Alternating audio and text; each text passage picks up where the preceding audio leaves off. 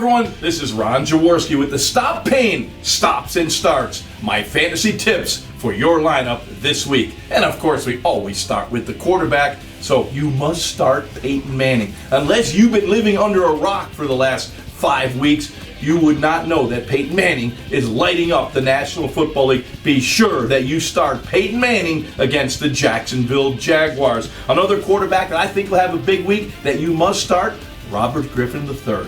The Redskins had a bye week last week. They go up against that Dallas defense that Peyton Manning shredded last week. So Robert Griffin III should be up as a starter this week. Now let's go to the running backs. DeMarco Murray of the Dallas Cowboys against those Washington Redskins. The Redskins have struggled defensively, particularly stopping the run. DeMarco Murray last week showed tremendous flashes against the Denver Broncos as not only a running back, but as a receiver as well. DeMarco Murray should be a starter, as should Knowshon Moreno. Of course, the complement to Peyton Manning in Denver is Knowshon Moreno and the running game. Peyton Manning sees those deep safeties, he hands the ball off, Moreno gets a lot of yards. So obviously, Peyton Manning, Knowshon Moreno should be starters this week. Wide receivers, this may surprise some people. Justin Blackmon of the Jacksonville Jaguars. He came back last week after a suspension, played very, very well. A very talented young guy against a Broncos defense that has struggled stopping electrifying wide receivers. Justin Blackmon should be up.